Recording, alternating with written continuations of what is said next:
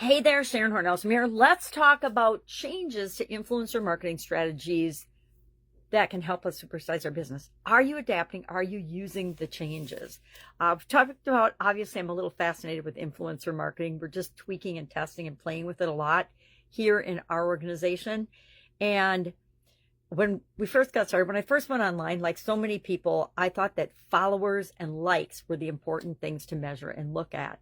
And originally, in the days of influencer marketing, the beginning of influencer marketing, using other people's platforms and other people to promote and share our products and services, followers and likes were really the only metrics that people had. Now there's 5 different metrics that I highly recommend that you pay attention to when deciding if you're going to implement an influencer marketing strategy. And they're engagement rate. How engaged is the influencer's audience? Conversion rate, meaning how many people are actually doing what it is you want them to do based on the promotion that you're putting forth with the influencer. So if you're trying to get more brand awareness, if you're trying to get more leads, if you're trying to get more actual sales, you need to have a way to measure each of those things. Reach and impressions are more important to measure than follows and likes or followers and likes. Reach is, of course, number of unique visitors during the campaign. We measure these on a campaign level as well as overall. And then total number of times that the whatever it is that you're promoting is shown or displayed on the internet is our impressions.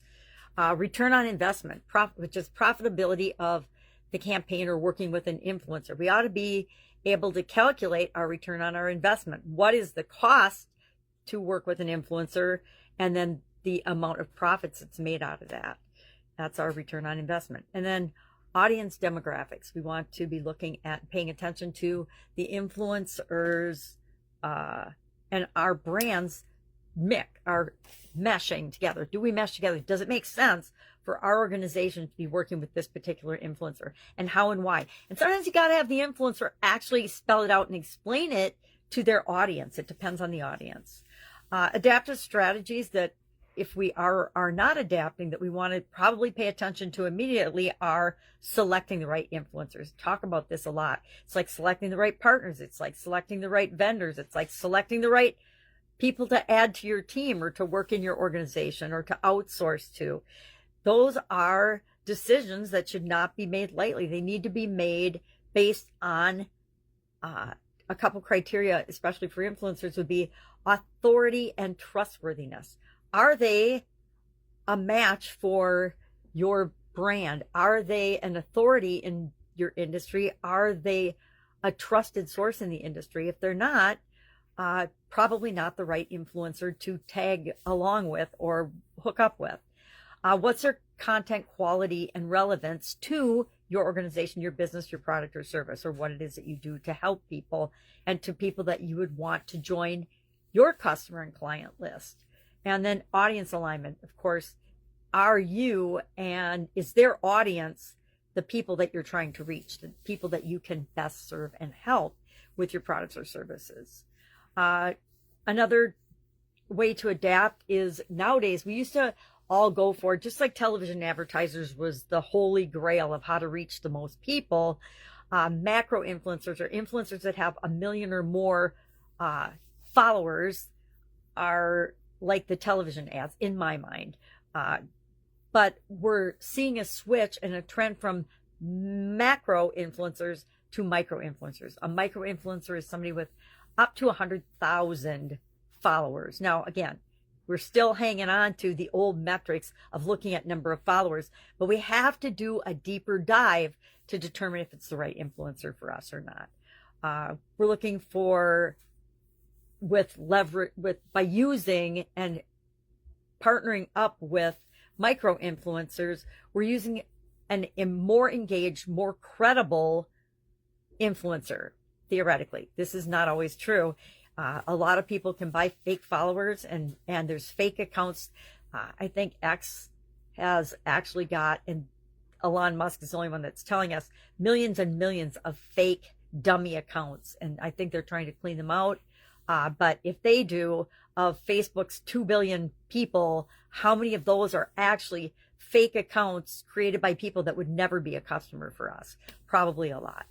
We want to look at and improve engagement by using micro influencers, not the great big giant ones. Just like not advertising to everybody, we filter out a lot of the people that wouldn't ever engage with us. And engaging is a sign of real people. Well, theoretically, except with, I would say, political posts and things, or media and news posts and things. We want to optimize our budget, and we're able to do that if we're working with smaller influencers versus the big mega macro influencers.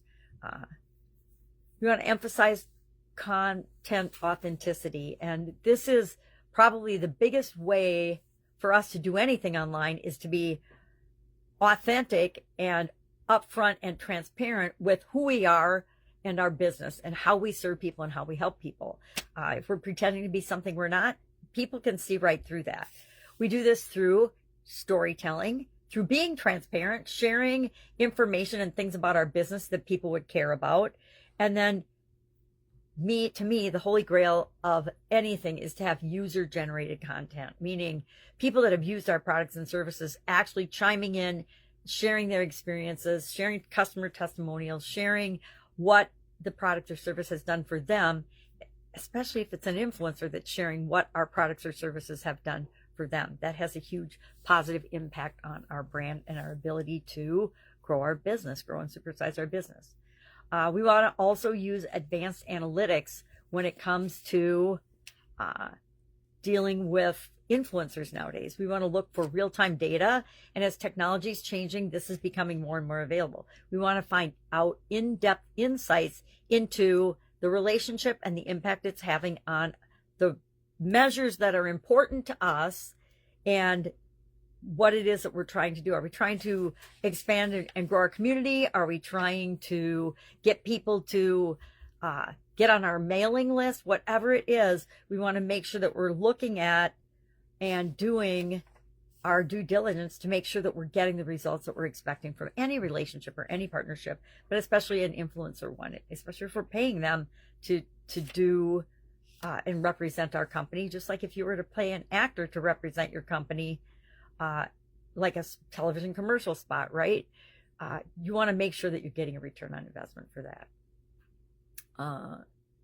Of course, we've talked about already ways to maximize your return on investment. Set clear objectives for your campaigns. Make sure that you're using strategic campaigns, and whether it's brand awareness, lead generation, sales conversions, know what it is that you're wanting from the relationship, and make sure that you're measuring that and that you're getting that. Craft compelling content. To me, that's a no-brainer. If you want people to watch your stuff, if you want people to pay attention to your stuff, it's got to be what they want to see, right? It's got to be good for them. Include a call to action. Include and use creative formats. Don't always share the same way, the same thing. I'm quite guilty of this. But mix it up a little so that people don't get bored. Monitor and adjust your campaigns as quickly as you possibly can. If you're not listening to customer feedback, you're not listening to the engagement or lack of engagement and tweaking and changing and adjusting what you're doing, then you're just kind of spinning your wheels and wasting your time and energy and resources. Future trends, we've talked about these as well. Artificial intelligence and machine learning are here to stay.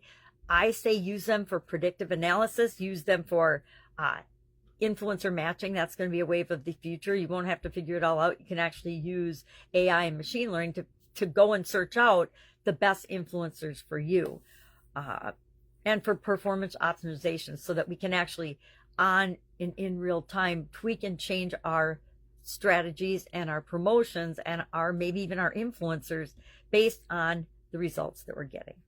Future is looking like it's going toward nano influencers, meaning super small audiences, but there is a deeper connection to these audiences. Somebody that's got 1,000 followers might think, oh, they only have 1,000 followers. But if it's 1,000 people that know, like, and trust them, watch them on a regular basis, take their advice and listen to them, that is a gold mine.